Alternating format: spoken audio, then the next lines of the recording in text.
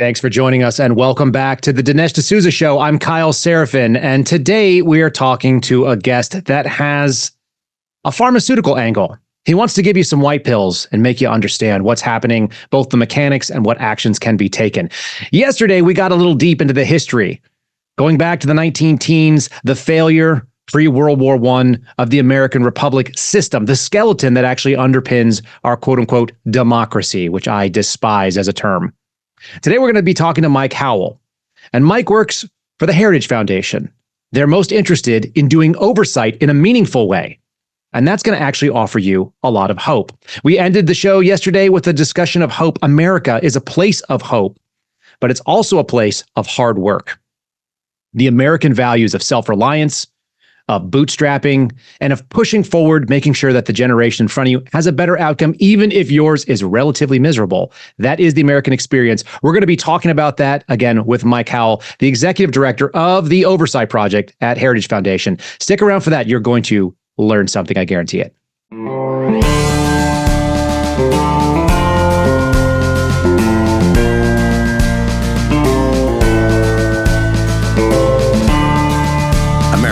Needs this voice. The times are crazy. In a time of confusion, division, and lies, we need a brave voice of reason, understanding, and truth. This is the Dinesh D'Souza podcast. All right, folks. Today's guest on the Dinesh D'Souza Show, it's Mike Howell. He's the executive director of the Heritage Foundation Oversight Project. We're going to talk about what that is. We're going to talk about who he is, why he's in the fight, and why you should want Joe Biden to stick around. Going to get some red pills, maybe some white pills dropped on you all today. Mike, welcome to the show. Hey, thanks for having me on. I'm excited about this because I think people are going to learn a lot, and there's a lot of people that are babbling about things. You made a fun comment about there's only 3 people in America. There's at least 4, and we're going to get a bunch more who want Joe Biden to stick around. Can you tell people kind of who you are? I know you're an attorney. I know you worked in the government. Maybe kind of give them kind of your backstory. Right. So I started out, over 10, 12 years ago on Capitol Hill as kind of one of these oversight attorneys who, is engaged in the hearings and the letter writing process, at which at the time I thought was the end all be all. This is how we hold the big guys accountable. And while we put some points on the board against Obama back in those days, I went into the Trump administration to defend against the same sort of thing at the Department of Homeland Security. You remember it was the travel ban, the kids in cages, border wall, all those fights. Learned 2 very important things. One, the right gets their absolute butts whooped on this stuff because we think our way of getting accountability is this letter writing fanfare and these just cheap produced hearings and whatnot. Whereas the left structures these international operations really in concert with media, lawfare, everything else combined into one to really derail the right. That's what they did to the Trump administration. Russia took the winds out of the sails of the 2-year window to get, most of the agenda done. And I also learned at the Department of Homeland Security that there's a lot of snakes in the, den. I mean, at that moment in time, I remember when I was really getting ready to get out of there because no one was focused on building the wall amongst a lot of the senior political appointee class. They wanted to establish the cybersecurity and infrastructure security agency, right? That was like the most important thing to the Chris Krebs of the world who just wanted this, Tea Party entity, where they could get credentialed and have all their friends over to talk about censoring people on the right. And so I had to get out of there and basically came over to Heritage and built what I'm hoping will turn into the equivalent of that kind of lawfare effort on the left and also investigatory apparatus. And so to that end, we're sourcing documents at a pace well beyond all of Congress combined on this, the things that are actually animating kind of the major stories as it relates to, the Biden family corruption, Merrick Garland, a lot of what's happening at the FBI, which, is, as you well know, a complete disaster, and suing. We're suing for her audio tapes for well over 100 days ahead of the House of Representatives. Just show how this works. They decided to sue yesterday, despite our warnings that if they were to do such a thing, just to score some, quick political points, it's really just going to delay the release of the audio tapes in the long run because DOJ is going to use that to argue, hey, now we got 2 cases. We need more time to, deal with it. And so we're trying to replace what I see as a feckless oversight and investigative function on the right, and then go out, put some points on the board, and also defend our guys. So that's the line of work I'm in. You're kind of one of the guys that probably draws a little bit of fire from our own side, if you will, if there is such a thing as our own side, because you're willing to call the balls and strikes on it. I always say this, and I'd be very curious about your take. I feel like Republicans, not conservatives per se, but Republicans in general, are playing either chess or checkers. They're the guys sitting at the stone tables out in the park, and they're trying to move the pieces around the board and line up that good move. And Democrats are just driving like a monster truck through and smashing all the tables and ruining the park for everybody. How does that sit with you as a guy who grew up in the area, who grew up around DC and now has to work in there every day? Yeah, absolutely. I mean, I'm clearly a class traitor to kind of the professional establishment class here. And I realize I said that with the Heritage Foundation background behind me. But, since Kevin Roberts came over as president, we've changed our tune quite a bit. But essentially, the biggest problem I see towards the right actually becoming serious is we need to end this feedback reward loop where we just applaud process. This is basically the design of the oversight function in Congress right now, which is a feckless and useless branch when they don't ever, change budgets or affect funding streams or shut anything down. We basically allow members to go out and make these announcements of, hey, I'm sending a letter or I'm going to have this hearing. And that becomes the reward in and of itself. And we've lost sight that the real goal here is consequences and results, particularly in the de-weaponization of government.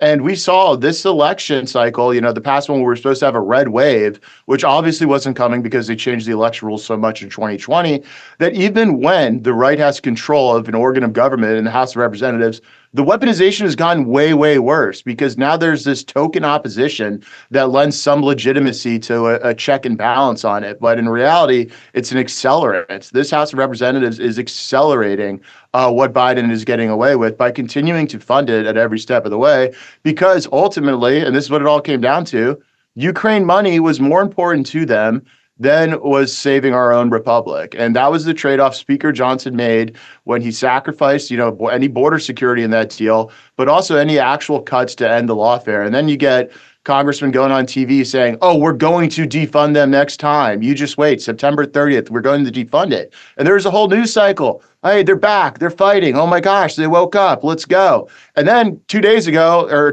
last week, rather, an announcement comes out, hey, we're not going to defund it. It's not in the appropriations bill. That was just some rabble rousing. And so they basically buy off the base with these people we send out who, think that they're fighting for them, but they're really just the beard, if you will.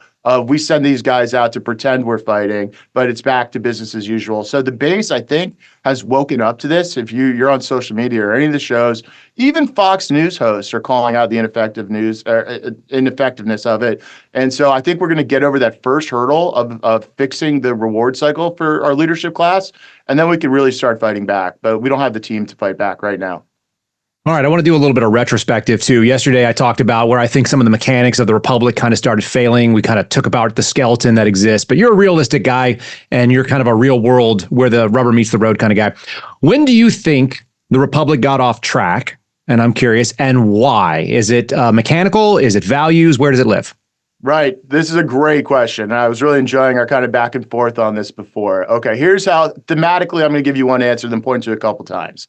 So thematically, the United States was founded. What made it so unique is for the first time, it's, a sovereign nation with the government accountable to the people. We all know the origin story.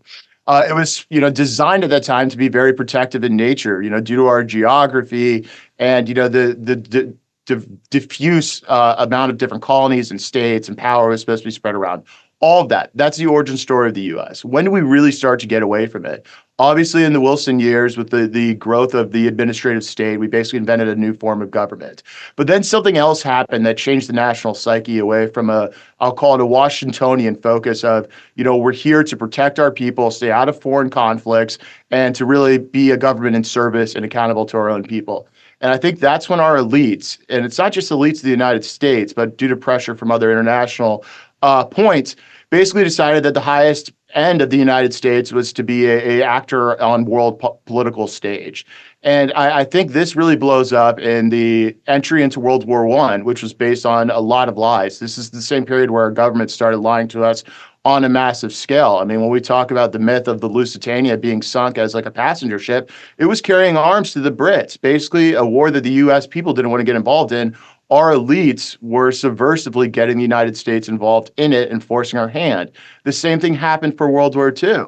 90% of the country wanted no business in that foreign European war, but Roosevelt and other elites and, the foreign influence operations, particularly from the UK and others who wanted us to be embroiled in that conflict, got us in there. Then you look at Vietnam, the same major lie was told. We had no chance of winning that. Look at Iraq, the lie about weapons of mass destruction. And I see all this playing out right now with Ukraine. You have a ruling class of elites that are international in nature who have basically co-opted the first family as an asset. They impeached the last president over the lies based off of this. And we have basically unauthorized strikes now occurring from Ukraine into Russia with U.S. weapons. And they're just pushing us into another global, catastrophic European foreign war. But it's when the government started lying to us at scale because their highest end was kind of playing world politics as opposed to living in limited service to the American people only and protecting us, is when it really went off the rails. And so I'll point to World War I as kind of the start of that massive trend. I guess the question is why did Americans, who are kind of a robust and strapping people, sort of self-reliant and also independent-minded and critical thinkers as sort of a national ethos, why did we accept that at that time? And did that go off the rails at some point as well? Right, because it's a sophisticated propaganda operation. I mean, the polling on this is really stark. And who really drove down deep into this is former President Herbert Hoover, who is so maligned by history, but he kind of called all these things out for what it's worth, his economic record aside. But the reason why the American people went along with it is because they were forced into a situation where, presented with, they sunk one of our ships, we've been attacked. Same thing with Pearl Harbor, right? Same thing with weapons of mass destruction. The propaganda builds. And if you don't get public consensus on foreign actions, you have to resort to, these types of major events to point to. And I'm sure you're familiar with Operation Northwoods. I mean, this is kind of the biggest example of the federal government proposing a false flag operation to get then JFK into Cuba.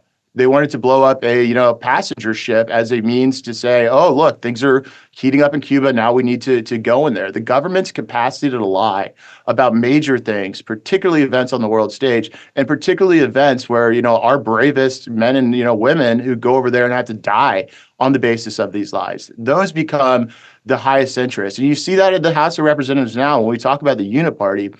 These guys want to be involved in these conversations about world politics. They feel like they're in the Mickey Mouse Club. They get the little pen on their, their coat lapel. They get to go into the skiff. They get to play mini Secretary of State. They don't care about these issues that you and I care about. They view themselves to be these more important world event movers and shakers.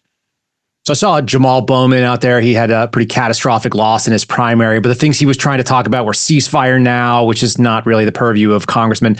How much of it do you think is Americans sort of not understanding the civics that are at play and not understanding the way that our government actually works? And how much of it is just pure manipulation? They're just counting on us not paying attention at all. And that people just kind of remain asleep.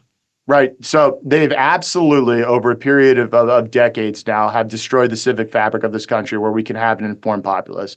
If you read the founders closely, I mean, this is what they articulated, that this form of government only works for a virtuous people and a people who are well informed. And that's why the left's project of taking over the media is so destructive. And then you add on to that the destruction of the education system, where most people don't even understand how the system is intended to operate and the history underpinning it, and they're actually taught to resent it. And then you throw onto that the decline of religion and the attacks on religion and the things that bind us. To be a nation, it's not just this economic trading zone with the boundary around it. It's a people of shared values, history, and language. And then on that last point, look what's happened with, since 1965, but particularly, way accelerated in the Biden years. They have flooded this country with new demographics for the purposes of changing the composition of the country for their preferred electoral, outcomes. That's at its essence what this is. It's destroying the fabric of the United States. We do not assimilate. In fact, it is, frowned upon to even suggest that people abandon their previous cultures and accept the American one. That is racist today. But that is the plan, to destroy it. And when you destroy all those things, the ability of Americans to actually fight back and retake this country is so much more difficult. And then, and we'll get to a white pill later, but just two more little black pills. We could change the entire election system for in 2020, people need to realize it is a fundamentally different system where ballots are collected instead of votes. And that's why ultimately it doesn't matter who's on the top of the ticket. It is about machine politics being able to go out and collect ballots. And this election cycle, there are going to be millions of more that are out there for illegal aliens that Biden went in that could be collected and filled out. And then when you neuter the law to no longer be a neutral instrument, and you have the FBI acting as the enforcement arm of the Democratic Party, you lose basically the guardrails to actually fight back and protect against this stuff. One more maybe hard-nosed question as far as the mechanics of this thing. What do you see the reasons? And you worked at DHS, so you've got some, instinct into what the IC looks like, and organizations like FBI. Like, why does the political left need to target faith communities? Why do they need to go after that religion, that value system you talked about earlier, versus just ignoring it like it's been around? Like, even as a kid, I think 90% of Americans identified with some faith tradition, and now it's down below 60. So, why do they target that, and why are they trying to erode that away? Right. It's because it's frankly a religious war. The left, in their absence and refusal to accept, Jesus Christ as their Lord and Savior, have replaced that hole inside of them with an ideology. We can call it whatever we want, whether it's woke ideology, progressivism, whatever. This is why they justify things like the imprisonment, and frankly, they would be okay with physical harm to President Trump or Supreme Court justices, or physical harm to other, people protesting at abortion clinics. For them, it is a battle between what they consider to be their religion. Ideology has moved up to that place. The human soul and condition requires some sort of, grasp on a fundamental higher power. And when they've rejected God, they filled that void with something else that cannot coexist with organized religion and God. Do you think that progressive leftism or wokeism or whatever we want to call that actually qualifies as a bona fide religion under sort of like a Title VII analysis of it, the sincerely held belief standard that we have in the civil rights codes? Absolutely not. No, of course, we should never give them that level of protection, because it's not a religion. It's a replacement. It's a, transgendering of a ideological system into something else. But if you really peel back kind of their justifications for why they do what they do, their appeals are, to this shifting defense of democracy, or Trump's going to handmaid tale the U.S., all these just outrageous fever dream type things that frankly are basically their heaven and hell situations. And so therefore, any of their behaviors to get to one place or the other are justified. That is why these evil actions, frankly demonic actions that they're taking in their mind, are virtuous and right. And so that's where we're at. I think that is where we're at. I want to get into the white pills, the kind of the hope, and maybe the mechanics of what the Oversight Project is involved in. We're going to do that right after this. You might have heard Mike Lindell and MyPillow no longer have the support of their box stores or shopping channels the way they used to. They've been part of this cancel culture, and so they want to pass the savings directly on to you by having a $25 extravaganza. Now, when Mike started MyPillow, it was just a one-product company, just the pillow. But with the help of his dedicated employees, Mike now has hundreds of products, some of which you may not even know about. So to get the word out, I want to invite my viewers and listeners to check out their $25 extravaganza. 2-pack multi-use MyPillows, $25. MyPillow sandals, $25. 6-pack towel sets, $25. Brand new 4-pack dish towels, you guessed it, $25. And for the first time ever, the premium MyPillows with the all-new Giza fabric, just $25. By the way, orders over $75 get free shipping as well. The amazing offer won't last long, so act now. Call 800-876-0227. The number again, 800-876-0227, or go to mypillow.com. Make sure to use the promo code. It's DINESH, Dinesh. It is happening right before our eyes. America is at the end stages of a Marxist revolution. The new documentary, Beneath Sheep's Clothing, is a stark commentary on the communist infiltration of American culture, pushing a Marxist ideology into our colleges, our churches, and our media. Beneath Sheep's Clothing exposes the dark truth about the communist playbook to overthrow America without ever firing a shot. We're told we'll be liberated from oppression, but instead, it takes away our freedoms to impoverish us and enslave us, to subvert and control our culture and our government until we're just another Soviet communist state. The next step is a political revolution, unless we, the people, wake up and reclaim our American values and our freedoms. Don't miss the shocking documentary, Beneath Sheep's Clothing. Get the strategies and solutions to stop this before it's too late. Watch Beneath Sheep's Clothing. See the trailer now at salemnow.com. Again, salemnow.com. That's SLAEMNOW.com. All right, and we are back with Mike Howell. He is the executive director of the Oversight Project at the Heritage Foundation. We're going to talk about why conservatives should be rooting for Joe Biden, at least to stay in the race. Let's kind of break that down. First of all, what's the argument of him leaving? Is there such a thing? The argument for him leaving is that he can't do the job and he can get absolutely blown out by President Trump. I think that's pretty much the 1A and all the way through, 10B. Doesn't that actually sort of play into making a stronger opponent then at that point? Yeah, it absolutely does. I mean, I don't think any political analysis on the left would say that, Biden stands a better chance than any of these other kind of groomed replacements who are, functionally probably not any generational type candidate, but at least can speak coherently. Sure. So Napoleon, I think, is where it's attributed, but something to the effect of never interrupt the enemy when they're making a mistake. It looks like a lot of conservatives are sort of advocating for that movement, that interruption of this sort of horrific downstream mistake that they've already made. You guys were months and months ahead of this in your analysis. You want to talk about what you found as you started looking down the line? Yeah, absolutely. So about 4 months ago, we were well onto the fact that Biden is, like the rest of the country is aware of, rapidly declining. And so really thinking through what the mechanics of such a switch out would look like. And there's two separate processes that I think people should understand. One is the convention and party nominating process. That is a separate and distinct thing from the ballot access issue, whether the name is printed on the ballot. The former certainly informs the latter, and in some states is, determinative. But when you have 50 different states, they all have different rules, procedures, and laws surrounding this. And so what we did is we went out and studied each and every one and basically tried to outline the situation for if they were either to, one, Biden withdrawal, or the other term is a substitution, which is what it sounds like, someone else takes his place.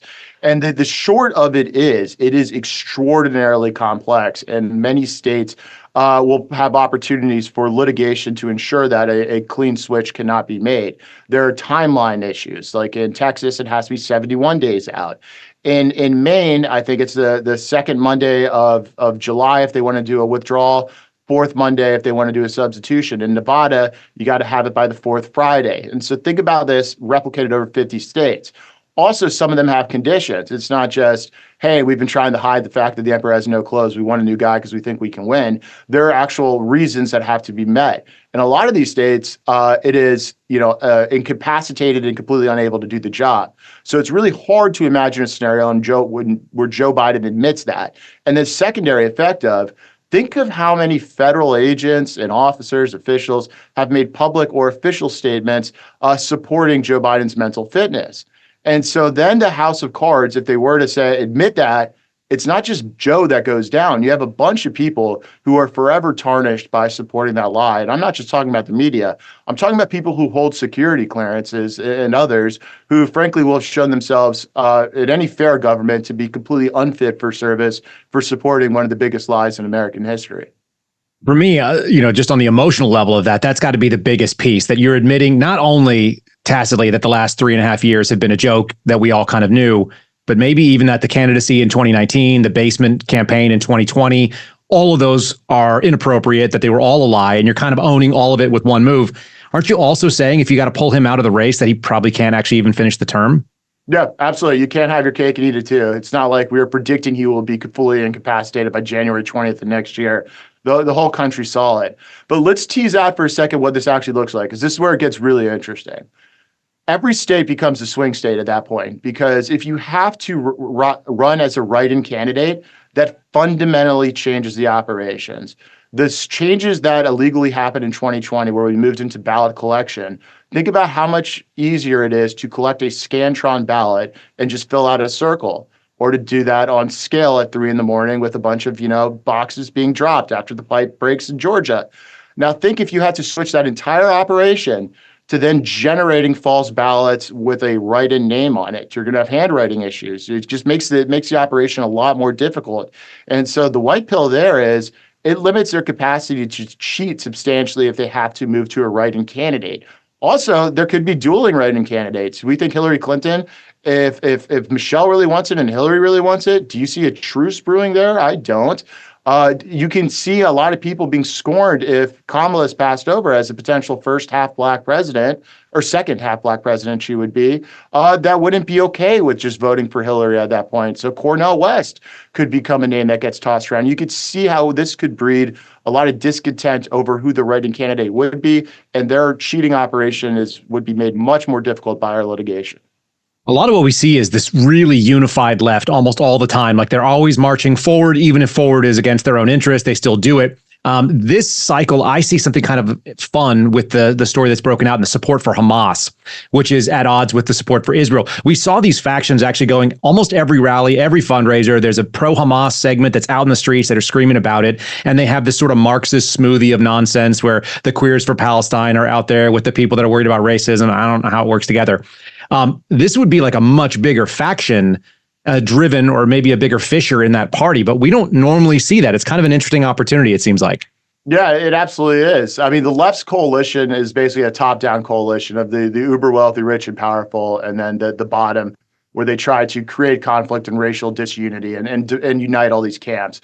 And so when we see kind of conflicts between those camps, I think we should remind ourselves it's not a conflict as much as it is a hierarchy. For their hierarchy, the highest level is an African-American man, and then maybe next is an African-American woman. That is why the stars are always George Floyd or Michael Brown. And beneath that, you start going down, and racial groups are prioritized over each other. It's like Hispanics are a higher priority for the left than Asians. They really think this way. And then beneath them are Jewish Americans. And so that's why when you see anyone approaching kind of a brown or a person of color, they're going to outrank Jewish Americans and win every fight within the Democratic Party's, overall kind of structure. And so it's not as much conflict as it is just hierarchy. And why people go along with this is absolutely beyond me. At the very bottom, you have, I would argue, trans now outranks gay for them. If there's a conflict between trans and gay, they would choose the trans. And then the lowest left behind are the disabled. They don't, much talk about the disabled anymore, which to me is surprising because we have the first disabled, really, mentally at least, president in the history. So where is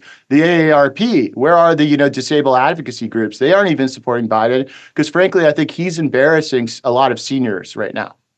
There are a lot of seniors that are at that age. I worked as a paramedic for a while, so I got to see people in various stages of decline. You've probably seen this too. There are 60-year-olds that are devastated and they could barely, keep themselves together.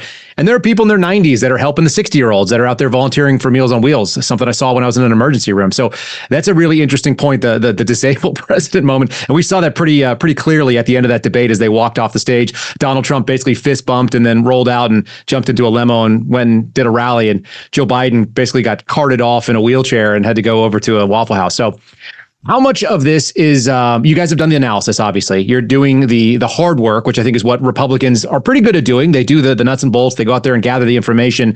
It seems like the harder thing is actually taking the shot. What are the shots you guys are lining up to take that analysis into operations if they either try to remove him or as a sort of proactive to keep him in that spot so we can go after the known issue here?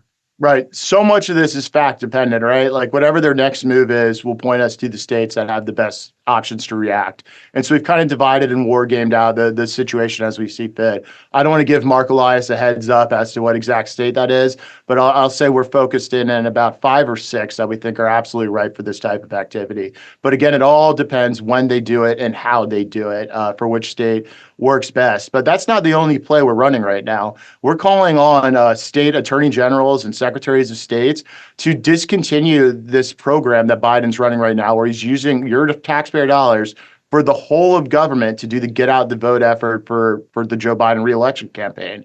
He's basically turned every welfare and services office and agency around the country into targeted voter registration and activation. And so we're suing all over the place. We told Congress, by the way, at the beginning of the McCarthy era, if there is one thing you can defund, it should be this, because this has the capacity to activate 3 million voters solely for the left. That's the number that they put out there, taxpayer funded through and through.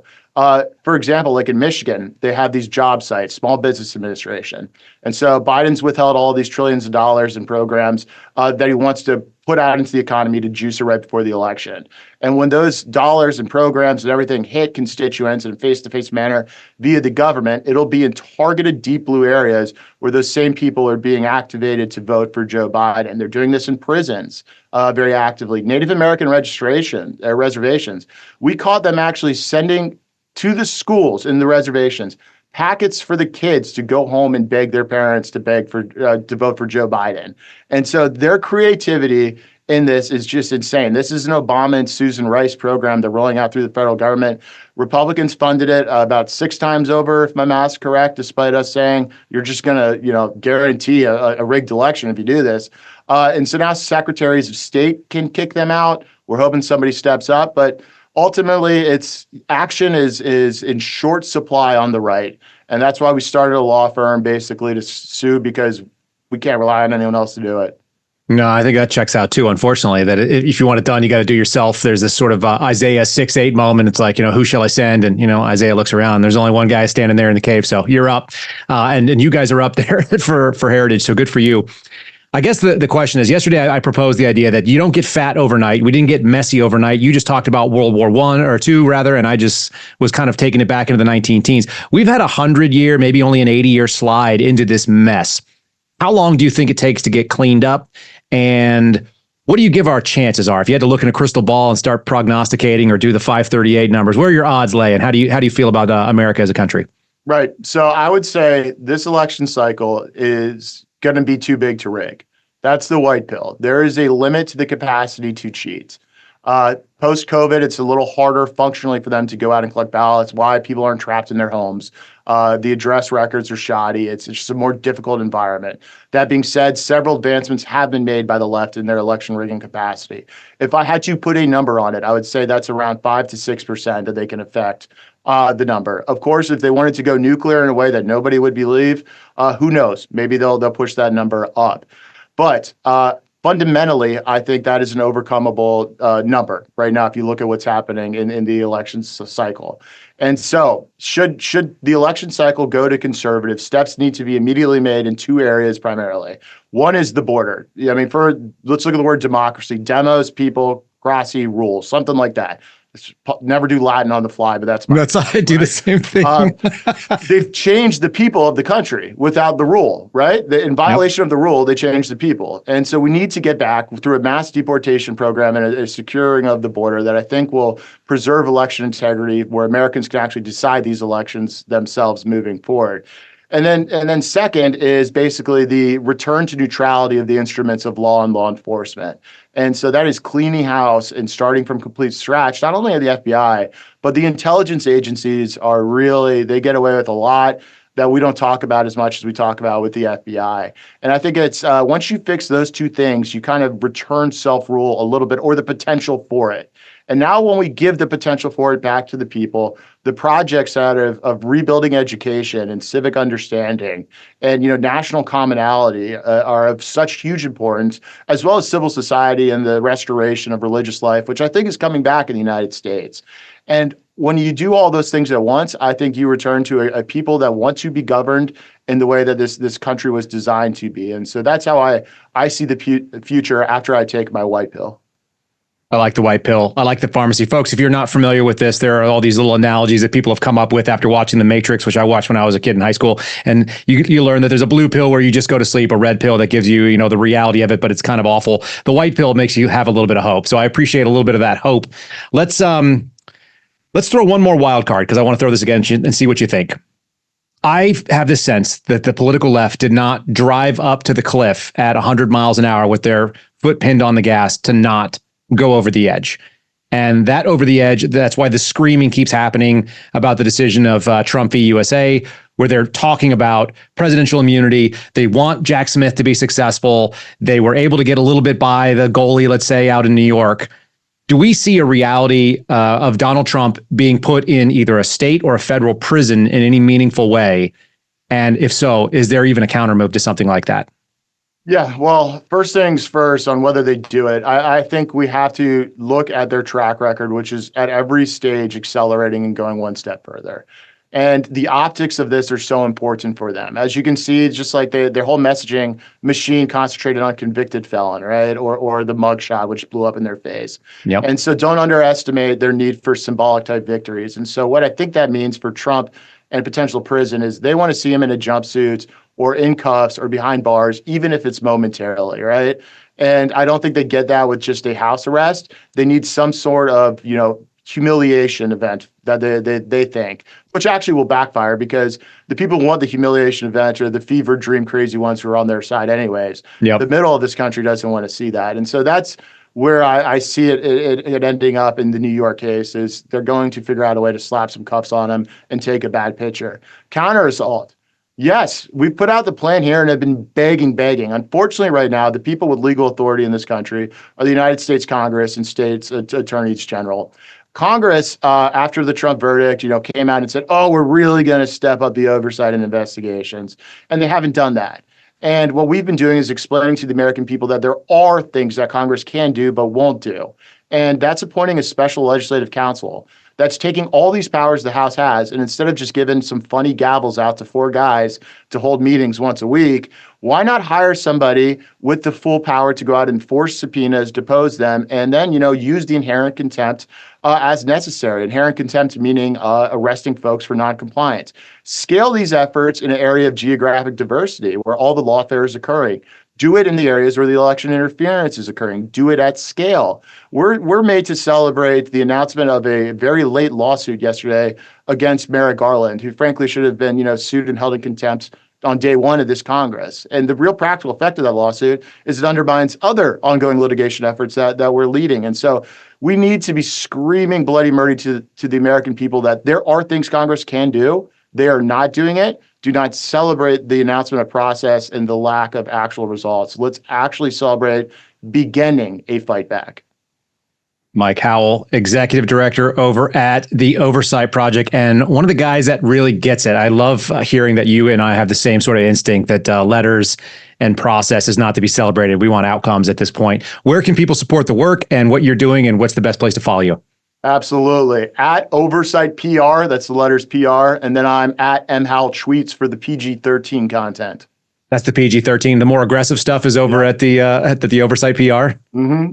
You guys follow 0 people, by the way, on social media. I like that. That just says like we're 100% focused on doing the leading and not following anybody. It's good stuff. Have a little fun. I follow you on my personal account. That's where I get my Kyle. I know it, and I don't begrudge anybody. Thanks so much for joining me, Mike. I hope people will follow you over there, and you guys stay in it because we need it. Thanks, man. Sales of oil have historically been predominantly in U.S. dollars. Recently, oil producers such as Saudi Arabia have been exploring options for sales in other currencies. Oil sales in other currencies would lessen the demand for the U.S. dollar. Are you tracking? So we ask you this. If there's less demand for the U.S. dollar, what happens to that U.S. dollar? This is one of the reasons why you should consider Birch Gold and why they are a valuable resource if you want to protect your investments and your assets. For over 20 years, Birch Gold Group has helped thousands, tens of thousands of Americans protecting their savings by converting an IRA or a 401k into an IRA in physical gold. To learn more, you can text Dinesh to 989898 and then claim your free, no obligation info kit on gold. Birch Gold has earned the trust of their customers with an education-first approach. They have thousands of happy customers and countless 5-star reviews. You can protect your savings with gold before that dollar plunges any further. Text Dinesh to 989898 today. With the election coming up, guys, I'd like to invite you to check out my locals channel. I would love it for you to become an annual or a monthly subscriber. I post a lot of exclusive content there, including content that's censored on other social media platforms. On Locals, you get Dinesh Unchained, Dinesh Uncensored. You can also interact with me directly. I respond to your posts. You can respond to me, so I see what you're posting. I also do a live weekly Q&A every Tuesday, 8 p.m. Eastern. No topic is off limits. I also have a movie page up on Locals. It's got documentaries, feature films. 2,000 Mules is up there, as well as the latest film, Police State. And if you're an annual subscriber, you can stream and watch this movie content for free. It is included in your subscription. So check out my channel. It's dinesh.locals.com. I'd love to have you along for this great ride. Again, it's dinesh.locals.com. I hope that was informative. I hope that was enlightening. And I hope that actually gave you hope. That's the second time I've advised. I want to hope for hope. This country needs prayer. This country needs a reason to keep going on. And those of us that are on the conservative side who've seen an awful lot of losses in the last 3.5 years, we're starting to see some big wins.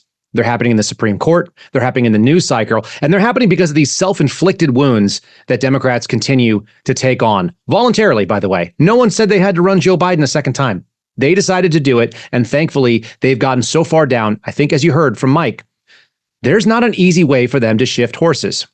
That substitution is going to be debilitating. And moreover, there is, in fact, a plan, which we all keep hoping someone else is going to come up with. If you guys want to support folks that know what the plan is, that are doing the hard work of building the plan, and that is a lot of hard work, check out, again, Oversight Project.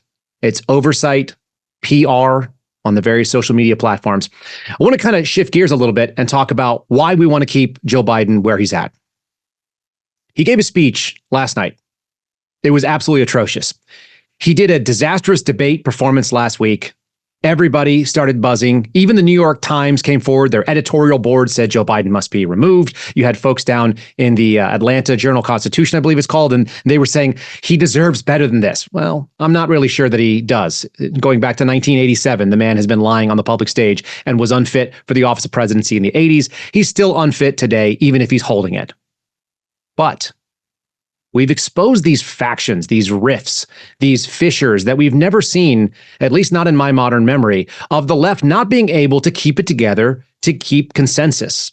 So one side of the leftist kind of movement is pushing against Joe Biden aggressively because of his handling with Israel and Palestine, the Gaza Strip, Hamas, and so on. That's one group. Another group thinks that there is a better opportunity to advance a candidate that has a higher electoral probability, that doesn't have such low ratings, like you're seeing Joe Biden getting less than a third of people think he's out there. But a third of people is still a lot. I mean, I want you to think about meeting folks. Every 1 in 3 of them thinks Joe Biden's doing a decent job. Who are these people? It just means they're not paying attention.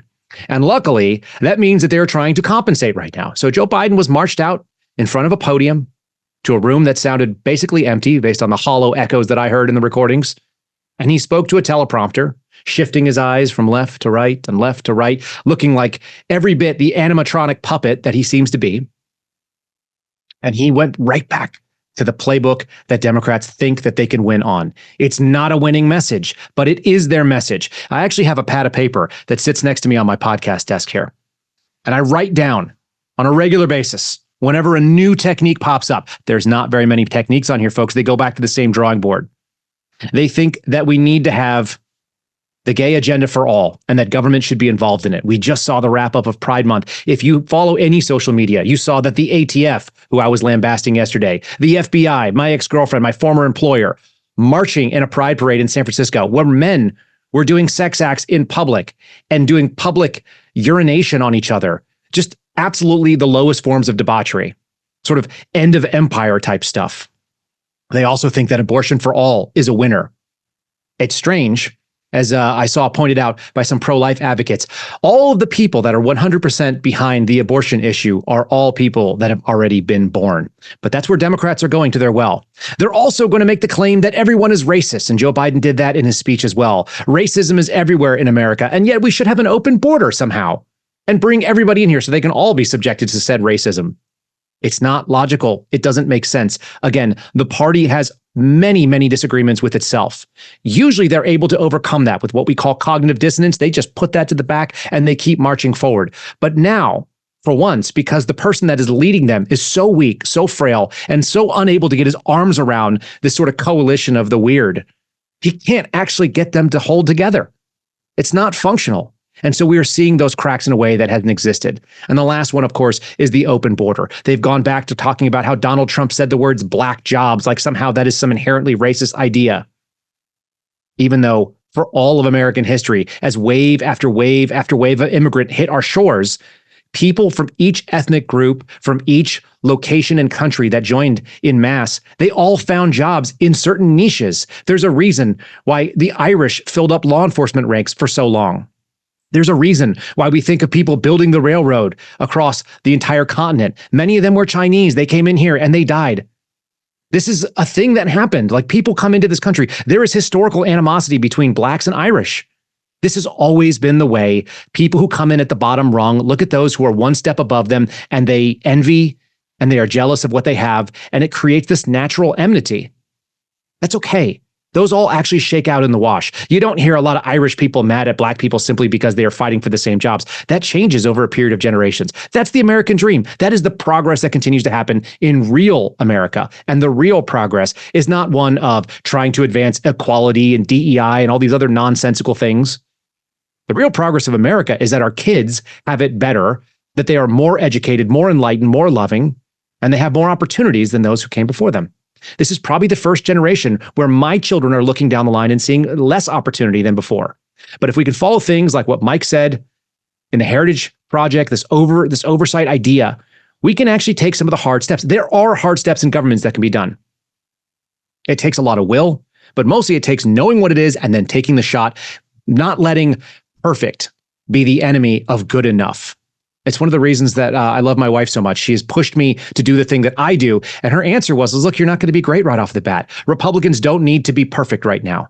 Conservatives need to demand outcomes, moving the ball forward. We can get away with grounders. We can get away with getting those singles and doubles. We don't have to hit a home run on every single hit. And so that's the first step. I want to bring something else to your attention that is kind of strange, and it may not seem like it makes a lot of sense in this particular gambit, but I think it does. The Tennessee Star was attacked. They were brought into court by a local judge who was trying to get them to do what's called prior restraint. That's censorship before publishing. The reason that we know about the so-called Tranifesto or the manifesto of the shooter at the Covenant School outside of Nashville is because the Tennessee Star published documents that were leaked to them. Now, they have a right to do that. It's interesting coming on the heels of Julian Assange being released and given kind of a sweetheart deal so he can go back to Australia. This kind of reporting is what makes America move the ball forward. And they're at it again, and they are also talking about how there are some transcribed interviews sharing that Audrey Hale, who was the shooter at that school, was attempted or had the attempt to commit her involuntarily for mental or psychiatric care 3 times, but she managed to avoid it. If we don't have reporters pushing the envelope and holding the powerful to account, we should have known this story over a year ago. We should have known the story in the couple of weeks following that shooting as people grasp for answers. The political left hopes that these firestorms will die down, that the interest will go away, and that Americans will be disengaged and not pay attention. And in the same way that they hope that this story of Audrey Hale, a transgender confused person who went and killed children and adults who were simply going to a religious school, that same sort of sense is what they hope will happen with this failed election or this failed debate that happened in front of Donald Trump and an empty room on CNN. The key is to get engaged. That's what the Oversight Project is all about. That's what this interview discussion today is about. And the key is that you have to actually do America. America as an action verb. There is nothing more hopeful than that as we come up on the birthday of this country 248 years ago, breaking away from the British crown. And they decided that America would be an action verb right then. They didn't have those concepts as much, but we can say it. You must do America. You must see the America you want and then live as though it will be that. And so that continues to give me white pills to make me feel hopeful. And I hope it makes you feel hopeful too as we approach this. I hope you are planning something very fun. Already made the plans to take my kids and let them stay out late and see those explosions in the sky that I saw and your parents saw before. The things that Americans can all get together, whether we're on the left or on the right, and we can realize that this is a great place. And while we may disagree about some policies, at the end, the values are actually shared by the vast majority of those who are your neighbors. So I hope you meet them I hope you know them, and I hope you guys can have a peaceful coexistence as we try to structure this country for the best outcomes. Go out there and do America today. Thanks so much for joining me. We've got another great guest talking about maybe the biggest single curse in the cultural realm, the curse of abundance. I'm going to be talking to Ronnie Coleman tomorrow. Join us for the Dinesh D'Souza Show. I am Kyle Seraphin. Thanks so much for being with us today. Subscribe to the Dinesh D'Souza podcast on Apple, Google, and Spotify, or watch on Rumble, YouTube, and SalemNow.com.